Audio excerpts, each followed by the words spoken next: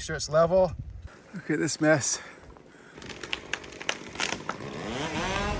First thing in the morning, waiting for Jared. I'm a travel mug. We're going way over. We're going over there, opposite side of that mountain there. There's the boat. Nothing fancy. There's camp. I just docked. It's 6:30, something like that. 6:30 in the morning, and someone lives here.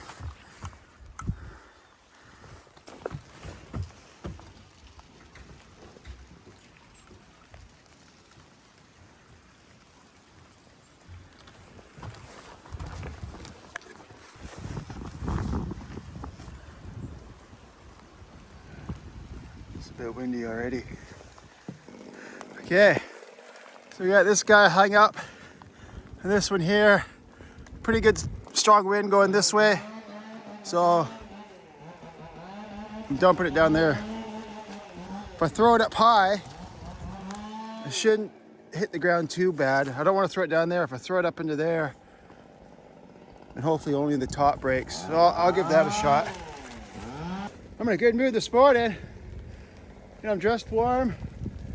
The rain is not that heavy. You know, it's coming in on an angle, and it's not like a torrential downpour, so you're not getting rain in your face all the time every time you look up. It's like a working vacation here now. It's just, you know, pretty easy cutting. You know, it's not really technically that hard. You get some challenges, but it's not bad. And as I'm getting up higher up the hill, I get a little better view.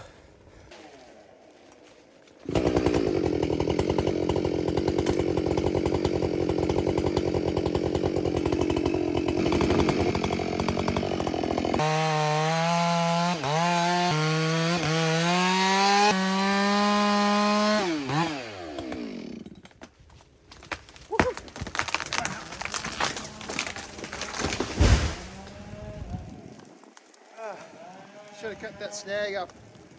I didn't think it was limb tied in that branch, but well, that's why you got an escape route, right? And I got to file up. Oh, I almost cut the far side off. Got a little bit of holding wood in the far end there. Yeah, strong wood. You got to cut it right up. Yeah, so I get this here down, this little snag.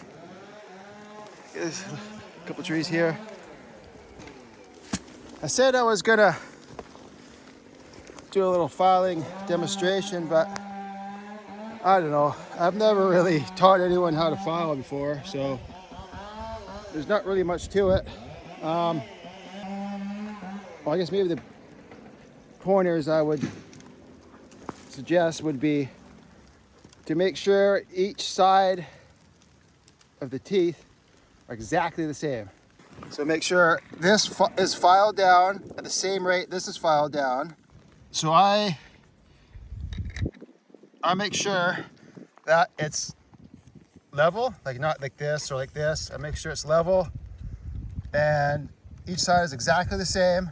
And then another trick that I do, and it's just for me, so you guys have to figure it out what works best for you, but I know that when I'm filing this way, I have a tendency to naturally just push down on the file harder as I file.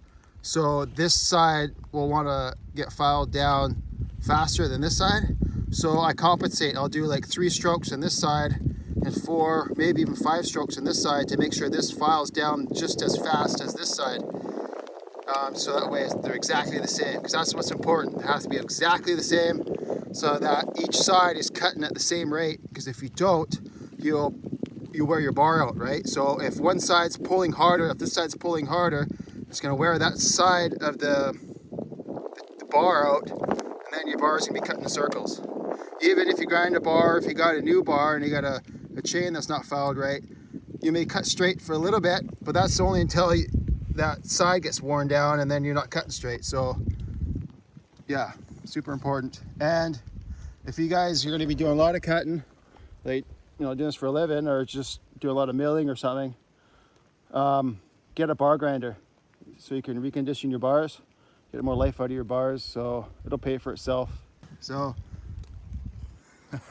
I don't know, I'm not gonna just file for you guys. You're not gonna see anything different than anyone else in other videos. So just file, I just file level and I follow that line that's on there. And then you regulate how fast you cut by your acres. That's all there is to it. I do sometimes make it a little bit sharper. Like I'll go a little bit, instead of like following the guidelines like this, I'll be a little bit sharper on the cedar, just a little bit.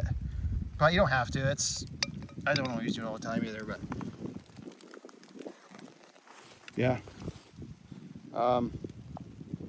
That's all I got to say about that. Yeah.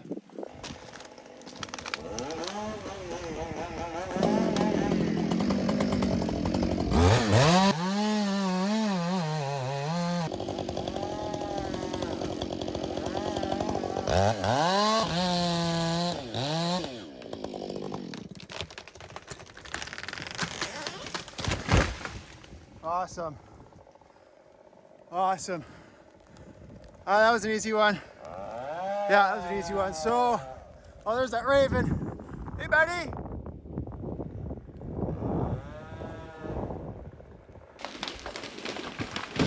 Right on.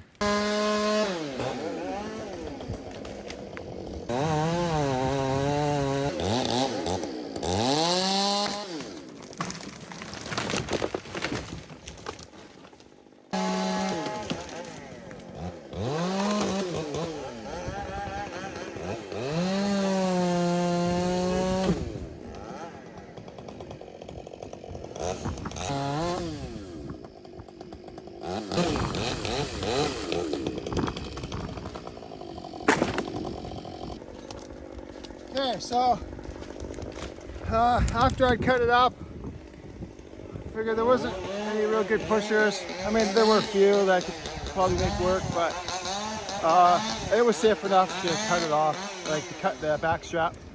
I had a really good escape route, so it wasn't as bad as I figured.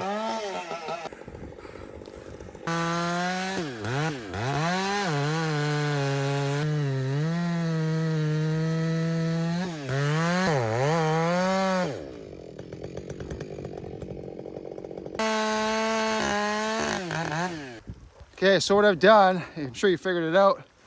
I use this face here as part of my holding wood.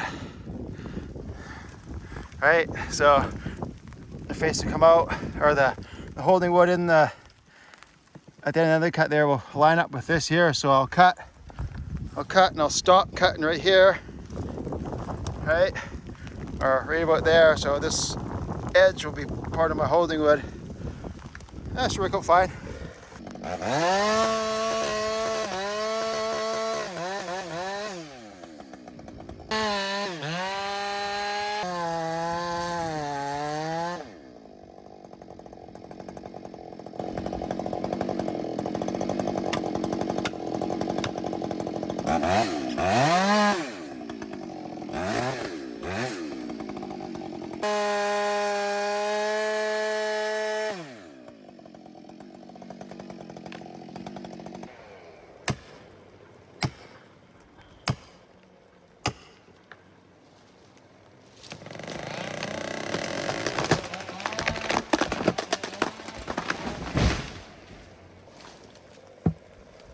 Well, I'm a little surprised I had to wedge it. Not much of a breeze now. Was when I had the undercut. In the undercut there was a bit of a gust.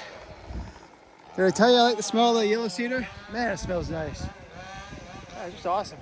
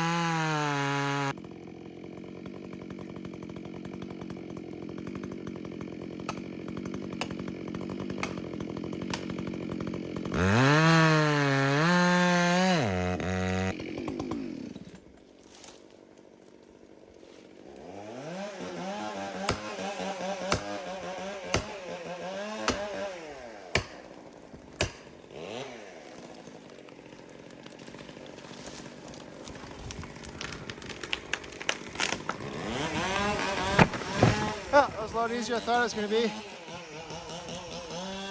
He was leaning back and sideways pretty good. It was all rotten in the middle. But nothing too major, just can't fix.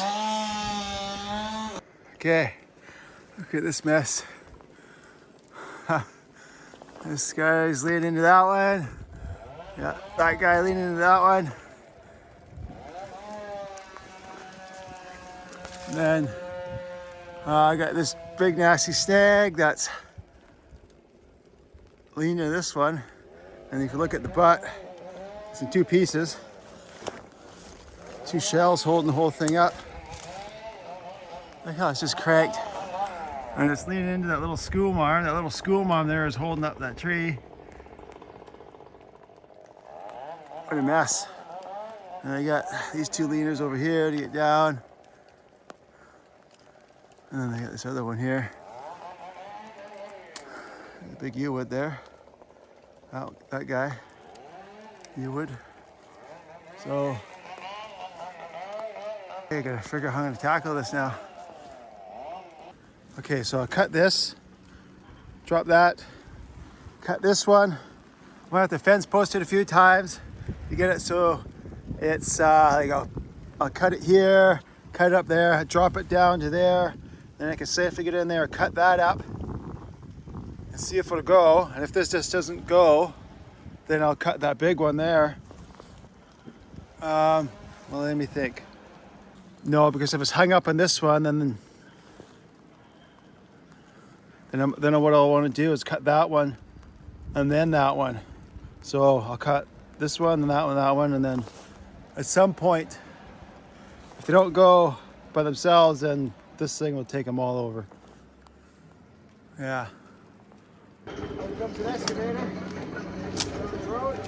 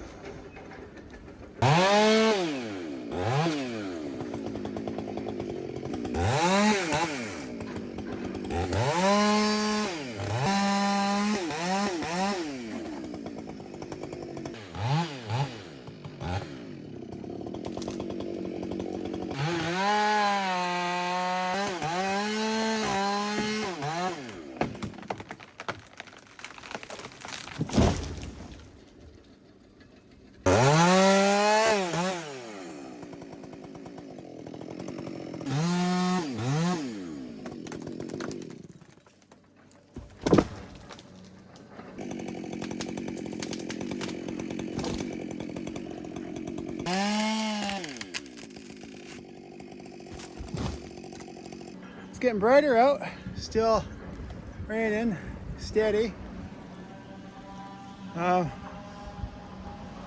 Get that short stubby here in the next take. I got lots of small garbage here for us today. I guess I'll leave it at that. Yeah. You can see over there now. See the ocean way over there. Eventually goes out to the open ocean, but there's a whole bunch of channels, right? You gotta go like a channel out there and zigzag way up around a bunch of islands, and yeah, excavator down there. We're a long ways from the, I'm a long ways from the road, so there's no issue for me. Don't need a sign on the road or anything, so yeah, I gotta get back to work now. Okay.